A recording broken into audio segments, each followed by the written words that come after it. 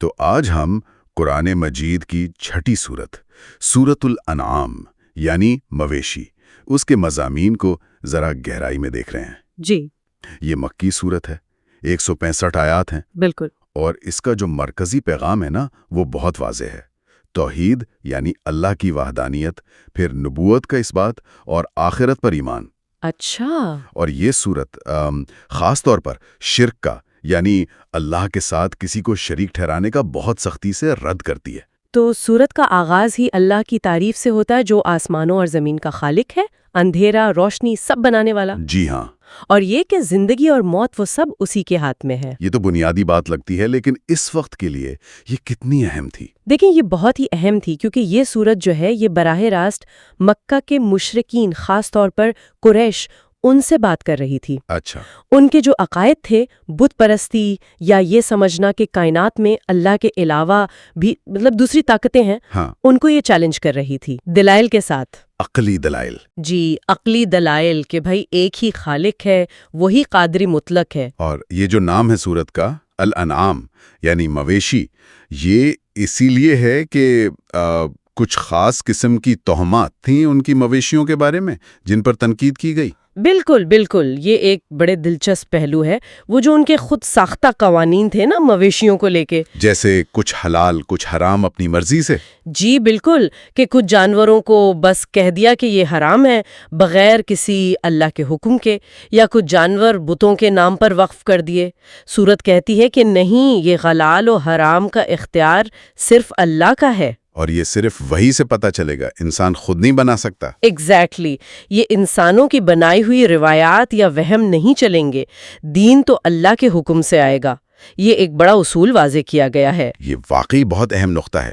اچھا، اور نبوت کے بارے میں خاص طور پر جب لوگ نبی اکرم صلی اللہ علیہ وسلم سے معجزات مانگتے تھے، اس پر سورت کیا کہتی ہے؟ ہاں، سورت اس کا جواب بڑے زبردست انداز میں دیتی ہے۔ وہ کہتی ہے کہ ہدایت جو ہے نا وہ خود ایک آزمائش ہے، یہ کوئی تماشا نہیں ہے کہ بس ہر فرمائش پر نیا معجزہ دکھا دیا جائے۔ مطلب اصل معجزہ تو خود قرآن ہے۔ بالکل، قرآن اور نبی صلی اللہ علیہ وسلم کی تعلیمات۔ اور سورت پچھلے انبیاء کا بھی ذکر کرتی ہے، جیسے حضرت ابراہیم، نوح، موسیٰ، عیسیٰ علیہ السلام۔ اچھا، یہ بتانے کے لیے کہ پیغام ہمیشہ سے ایک ہی رہا ہے، توحید اور بنیادی اخلاقیات۔ یہ تسلسل خود نبوت کی سچائی کی دلیل ہے۔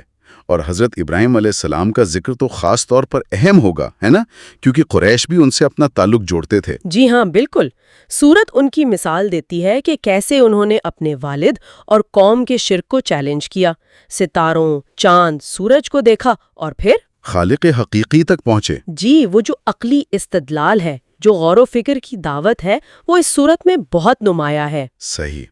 تو توحید اور نبوت کے ساتھ ساتھ وہ جو اخلاقی تعلیمات ہیں، آیات 151 سے 153 کا آپ نے ذکر کیا، وہ کیا ہیں؟ جی، وہ آیات تو سمجھیں کہ اسلامی اخلاقیات کا خلاصہ ہیں۔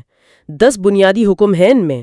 10 احکامات؟ جی، اللہ کے ساتھ شرک نہ کرو، والدین سے اچھا سلوک کرو، غربت کے ڈر سے اولاد کو قتل نہ کرو، بے حیائی سے بچو، چاہے چھپی ہو یا ظاہر، ناحق قتل نہ کرو۔ بالکل، ناحق قتل نہ کرو، یتیم کا مال نہ کھاؤ مگر اچھے طریقے سے، ناپ تول میں انصاف کرو، بات کہو تو انصاف کی کہو، چاہے قریبی رشتہ داری کیوں نہ ہو، اور اللہ سے کیا وعدہ پورا کرو۔ جی بالکل، یہ وہ بنیادیں ہیں جن پر ایک اچھا معاشرہ کھڑا ہوتا ہے۔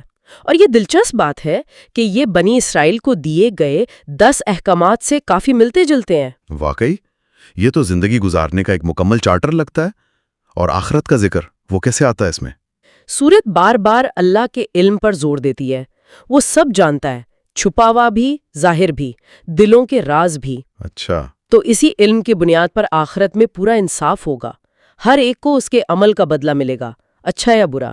یہ چیز انسان کو دنیا میں ذمہ دار بناتی ہے۔ تو خلاصہ یہ ہوا کہ سورۃ الانعام جو ہے وہ خالص توحید، وحی کی پیروی، عقل سے ایمان لانے اور اچھے اخلاق کی ایک بڑی پرزور دعوت ہے۔ جی، اور اس وقت کے معاشرے کی جو غلط رسمیں تھیں، عقیدے تھے، ان کو براہ راست چیلنج کر رہی ہے۔ بالکل، اور یہاں ایک بہت اہم سوال بھی پیدا ہوتا ہے جو آج بھی اتنا ہی اہم ہے۔ وہ کیا؟ وہ یہ کہ جس طرح یہ سورت زور دیتی ہے کہ وراثت میں ملی رسموں اور توہمات کے بجائے وحی کی پیروی کرو، تو آج کے دور